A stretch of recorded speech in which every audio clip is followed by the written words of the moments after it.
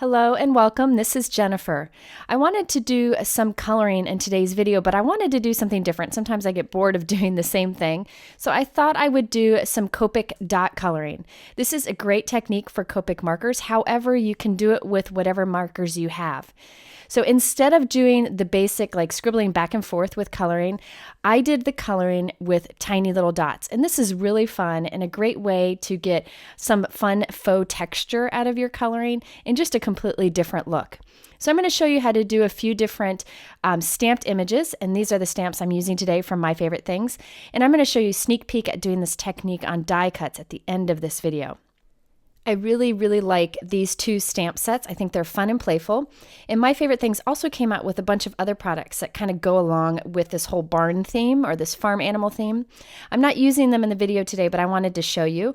There's the background stencil, and then also this fence and hill die, and then also the grass border dies that go with it also. And then finally, this one I think is so much fun. I hope to use it soon. There is a set of dies that forms a barn. So you could actually form a card out of this if you wanted to. Lots of different pieces that you can put together to create a scene and then put the stamped animals on the front of it. I just wanted to show you these real quick. I'm not using them in the video today, but I just wanted to show you that they were available. This whole release from My Favorite Things is fantastic, and I'll have links below. Another thing in this release are these cross-stitch circle dies. They actually come in circles, ovals, squares, and rectangles. I'm going to start with the circles here. I'm taking the three largest, and I'm kind of doing some planning here on how I want my card to come together. I want the rest of my card to be simple because I want the focus on the coloring that we're going to do, but I'm going to do a little bit of simple die cutting in the background. Now I want to put three of these together and make sure they line up nicely. So this is the trick that I use. I put them upside down on a piece of magnetic paper, which is what these dies are stored on. And once I have them arranged, I put some tape on them, and now they're all connected with tape, so I can have them perfectly positioned to put on a piece of white cardstock and run it through my die cut machine. So a little piece of tape won't harm the paper, and it keeps the dies together and perfectly positioned.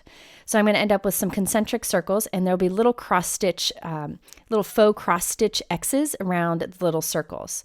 So there you can see the results. I think that's so much fun. You could just glue those all down together. Now I actually decided on this card I only wanted two together. So I'm doing it again, this time with only two circles, and this is what I'm going to use for my card. I wanted to show you could put more together if you wanted to. And I just love the detail that these dies offer. And again, they come in ovals, circles, squares, and rectangles. This faux stitch type of die is very popular right now, and I like that this one does little X's. Okay, so now let's go ahead and get our stamping ready. This is the little cow from the My Favorite Things stamp set with a greeting that's from another one of the stamp sets, the Green Pastures set. And I just think this is fun and playful. So let's get started with our dot coloring. This is a technique that's been around, and I just think it's fun. You can use it for other markers, but it really works well with Copics because the Copics blend nicely. So what I'm going to do is the dark spots on the cow first. I'm going to color those areas with my lightest gray and really saturate the paper first. So this is my C3 marker. Then I'm going to come in with my darkest gray, my N7, and add tiny little dots, just really light tiny dots with the tip of my Copic into the areas where I want the darkest shading to be. So if you were doing normal blending, this is where you would come in with your darkest marker. Now at first, it's going to look kind of bad. It's going to look like your cow has chicken pox, but I promise as we add lighter colors over it, it softens and it'll blend nicely. So that was our darkest marker. Now we're coming in with our medium marker. This is my C5, and overlapping dots over what we already have, kind of starting to blend towards the lighter areas. Next, we're going to come in with our lightest gray, the one that we did in the background, and do tiny dots over the whole thing. And this is C3. So I'm just kind of this, where you overlap the dots, you get some blending, and it really starts to soften the look. Now with all Copic coloring, the last thing I do is I come in with my darkest color one last time and add color into the darkest little corners, the areas where the shadow would be the most. And in this case, I'm adding tiny little dots into those darkest areas. So you can see here that after you've overlapped a lot of dots in the dark, medium, and light shades, it blends nicely. So you don't look like you have chickenpox anymore, but you do see the tiny little dots, and it gives the look of texture, but it also gives the look of blending. So this is just a fun way of getting a different look out of your coloring. It is really important to use the fine tip of your marker and just tap lightly. You don't want to end up with big dots because it doesn't seem to blend as well. Now for the white, I wanted to have a little bit of shading, so I'm coming in with a super light gray Copic here. This is C1, and just adding tiny little dots in the areas where the shadows would be. So I'm not covering the whole area, just in those kind of shaded areas. Now for the ears and the nose, I'm going to go ahead and add two colors here, actually a pink and a gray. So the pink that I like to use for cheeks and such is R30, and I'm adding just tiny little dots around the outside edges here. I'm not kind of filling in the whole area. And then I'm actually going to also add some tiny dots of C1. Now these two colors would be tricky to blend together, but by doing the dots, it's really quite effortless. And the C1 kind of tones down the brightness of that R30. Another tip for you, if you're finding that your dots aren't kind of blending and becoming a little more subtle, you can come in and do large taps, like large dots of a Copic colorless blender to kind of help blend those. Or you can use a super light marker to do this too. And this kind of helps to soften it. So you still get the look of the tiny little dots, so the look of texture, but it's not like overwhelming. So next I wanted to show you my favorite way to kind of create grass underneath a little critter.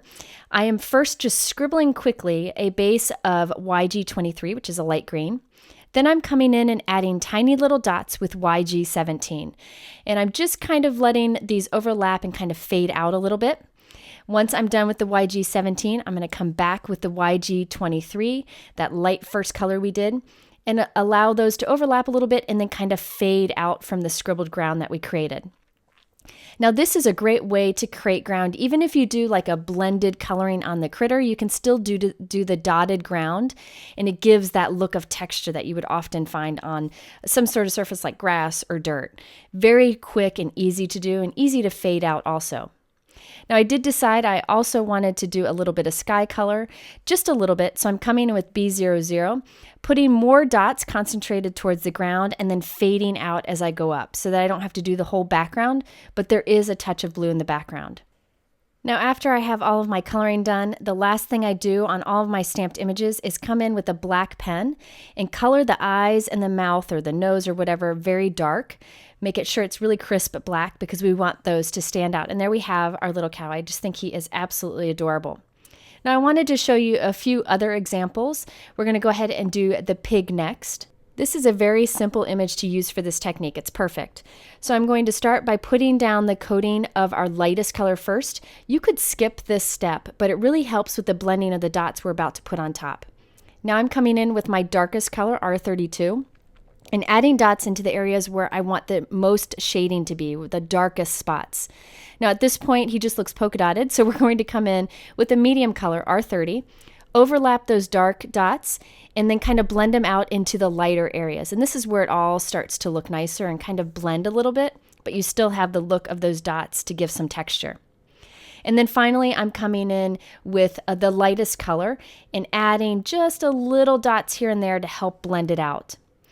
Now the last thing I do, again, with any Copic colored image is I go into those darkest little nooks and crannies and add some of the darkest color to them. It's a great way to finish it out and give some nice contrast. Now I find this dot coloring technique to be a little bit faster for me than regular blending of Copic markers because sometimes I get caught up in the blending and you don't have that with this. But I encourage you to try with a simple image first like this pig so that you can kind of get the hang of it before going on to something more elaborate. Now I'm quickly going to show you the horse here. I actually changed this image and I wanted to show you how I changed him. He was just a horse without any hay, so I decided to add some hay to his mouth so it went with the sentiment that I'm using. So I'm just using a black Copic friendly marker to draw a little hay in here.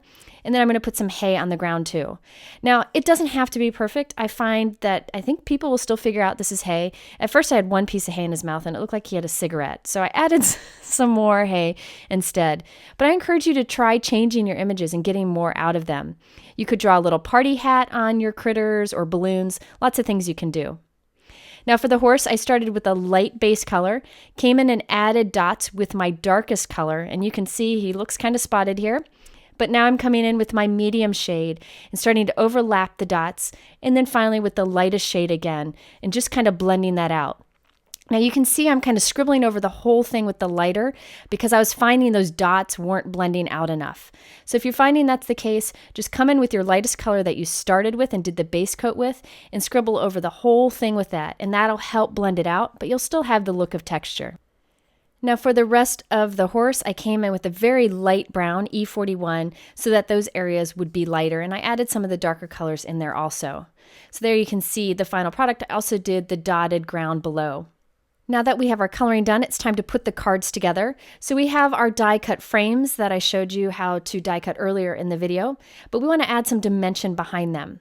So here are the pieces for my little pig. I used some cross-stitch square frames, and I wanted to add the dimension. So I'm actually going to take the same frames that I still have taped together and die cut them from a piece of white craft foam.